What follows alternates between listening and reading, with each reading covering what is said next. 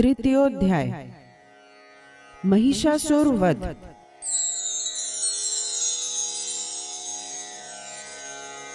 तृतीय अध्याय में वे देवी महिषासुर एवं उसकी समस्त सेना का संहार कर देती हैं।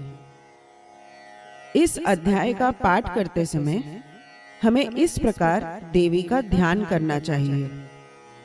जगदम्बा के श्रीअंगों की कांति उदय काल के सहस्त्रों सूर्यों के समान है। वे लाल रंग की रेशमी साड़ी पहने हुए हैं। उनके गले में मुंड माला शोभा पा रही है। दोनों स्तनों पर रक्त चंदन का लेप लगा है। वे अपने कर कमलों में जप मालिका, विद्या, अभय तथा वर नामक मुद्राएं धारण किए हुए हैं। तीनों नेत्रों से सुशोभित मुखारविंद की बड़ी शोभा हो रही है। उनके मस्तक पर चंद्रमा के साथ ही रत्नमय मुकुट बंधा है तथा वे कमल के आसन पर विराजमान हैं। ऐसी देवी को मैं भक्ति पूर्वक प्रणाम करता हूँ। ऋषि कहते हैं, दैत्यों की सेना को इस प्रकार तहस नहस होते देख महादैत्य सेनापति चिक्षुर क्रोध में भरकर अंबिका देवी से युद्ध करने के लिए आगे बढ़ा। वह असुर रणभूमि में देवी के ऊपर इस प्रकार बाणों की वर्षा करने लगा जैसे बादल मेरुगिरी के शिखर पर पानी के धार बरसा रहा हो। तब देवी ने अपने बाणों से उसके बाण समूह को अनायास ही काटकर उसके घोड़ों और सारथी को भी मार डाला। साथ ही उसके धनुष तथा अत्यंत ऊंची ध्वजा को भी तत्काल काट गिराया। धनुष कट जाने पर उसके अंगों को अपने बाणों से बींध डाला। धनुष, रथ, घोड़े और सारथी के नष्ट हो जाने पर वह असुर ढाल और तलवार लेकर देवी की ओर दौड़ा। उसने तीखी धार वाली तलवार से सिंह के मस्तक पर चोट करके देवी की भी बाईं भुजा में बड़े वेग से प्रहार किया। राजन, देवी की बाह पर पहुंचते ही वह तलवार टूट गई। फिर तो क्रोध से लाल आंखें करके उस राक्षस ने शूल हाथ में लिया और उसे उस महादैत्य ने भगवती भद्रकाली के ऊपर चलाया। वह शूल आकाश से गिरते हुए सूर्यमंडल की भांति अपने तेज से प्रज्वलित हो उठा। उस शूल को अपनी ओर आते देख देवी ने भी शूल का प्रहार किया। उससे राक्षस के शूल के सैकड़ों टुकड़े हो गए। साथ ही महादैत्य चिक्षुर की भी धज्जियां उड़ गई। वह प्राणों से हाथ धो बैठा। महिषासुर के सेनापति उस महापराक्रमी चिक्षुर के मारे जाने पर देवताओं को पीड़ा देने वाला चामर हाथी पर चढ़कर आया।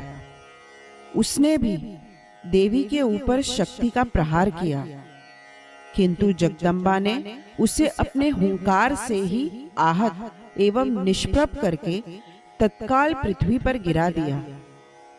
शक्ति टूटकर गिरी हुई देख चामर को बड़ा क्रोध हुआ। अब उसने शूल चलाया, किंतु देवी ने उसे भी अपने बाणों द्वारा काट डाला। इतने में ही देवी का सिंह उछलकर हाथी के मस्तक पर चढ़ बैठा और उस दैत्य के साथ खूब जोर लगाकर बाहुयुद्ध करने लगा। वे दोनों लड़ते लड़ते हाथी से पृथ्वी पर आ गए और अत्यंत क्रोध में भरकर एक दूसरे पर बड़े भयंकर प्रहार करते हुए लड़ने लगे। तदनंतर सिंह बड़े वेग से आकाश की ओर उछला और उधर से गिरते समय उसने पंजों की मार से चामर का सिर धड़ से अलग कर दिया। इसी प्रकार उदग्र भी शिला और वृक्ष आदि की मार खाकर रणभूमि में देवी के हाथ से मारा गया। तथा कराल भी दांतों, मुक्कों और थप्पड़ों की चोट से धाराशायी हो गया। क्रोध में भरी हुई देवी ने गदा की चोट से उद्धत का कचूमर निकाल डाला, भिंदीपाल से वाशकल को तथा बाणों से ताम्र और अंधक को मौत के घाट उतार दिया। 3 नेत्रों वाली परमेश्वरी ने त्रिशूल से उग्रास्य, उग्रवीर्य और महाहनु नामक दैत्यों को मार डाला। तलवार की चोट से विडाल के मस्तक को धड़ से काट गिराया। दुर्धर और दुर्मुख इन दोनों को भी अपने बाणों से यमलोक भेज दिया।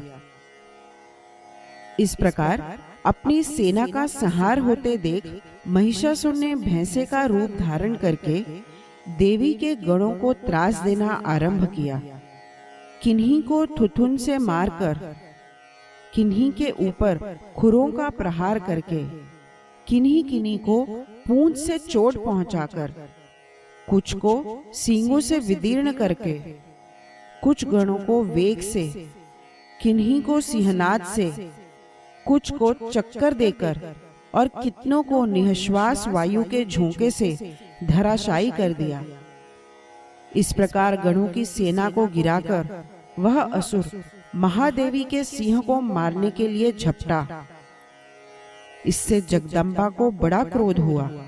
उधर महापराक्रमी महिषासुर भी क्रोध में भरकर धरती को खुरों से खोदने लगा तथा अपने सींगों से ऊंचे ऊंचे पर्वतों को उठाकर फेंकने और गरजने लगा। उसके वेग से चक्कर देने के कारण पृथ्वी क्षुब्ध होकर फटने लगी। उसकी पूंछ से टकराकर समुद्र सब ओर से धरती को डुबोने लगा। हिलते हुए सींगों के आघात से विदीर्ण होकर बादलों के टुकड़े टुकड़े हो गए। उसके श्वास की प्रचंड वायु के वेग से उड़े हुए सैकड़ों पर्वत आकाश से गिरने लगे। इस प्रकार क्रोध में भरे हुए उस महादैत्य को अपनी ओर आते देख चंडिका ने उसका वध करने के लिए महान क्रोध किया। उन्होंने पाश फेंककर उस महान असुर को बांध लिया। उस महासंग्राम में बंध जाने पर उसने भैंसे का रूप त्याग दिया और तत्काल सिंह के रूप में वह प्रकट हो गया।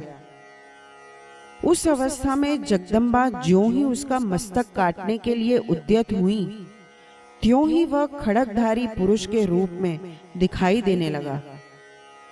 तब देवी ने तुरंत ही बाणों की वर्षा करके ढाल और तलवार के साथ उस पुरुष को बींध डाला। इतने में ही वह महान गजराज के रूप में परिणित हो गया तथा अपने सूंड से देवी के विशाल सिंहों को खींचने और गरजने लगा। खींचते समय देवी ने तलवार से उसकी सूंड काट डाली। उस महादैत्य ने पुनः भैंसे का शरीर धारण कर लिया और पहले के ही भांति चराचर प्राणियों सहित तीनों लोगों को व्याकुल करने लगा। तब क्रोध में भरी हुई जगन माता चंडिका बारंबार उत्तम मधु का पान करके और लाल आंखें करके हंसने लगी। उधर वह बल और पराक्रम के मद से उन्मत्त हुआ राक्षस गरजने लगा और अपने सींगों से चंडी के ऊपर पर्वतों को फेंकने लगा। उस समय देवी ने अपने बाणों के समूहों से उसके फेंके हुए पर्वतों को चूर्ण करती हुई बोली। बोलते समय उनका मुख मधु के मद से लाल हो रहा था और वाणी लड़खड़ा रही थी। देवी ने कहा, ओ मूढ़, मैं जब तक मधु पीती हूं तब तक तू क्षण भर के लिए खूब गरज ले। मेरे हाथ से यहीं तेरी मृत्यु हो जाने पर अब शीघ्र ही देवता भी गर्जना करेंगे।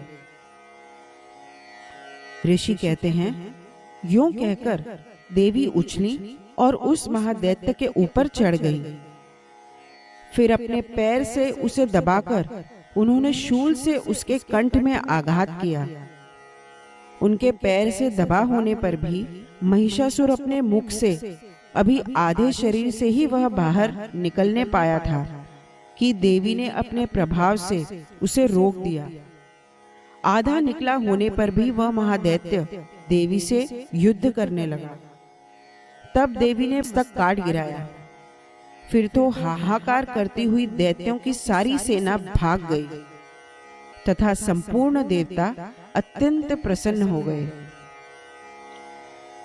इस प्रकार श्री मार्कंडेय पुराण में सावर्णिक मनवंतर की कथा के अंतर्गत देवी महात्म्य में महिषासुर वध नामक तीसरा अध्याय पूरा हुआ।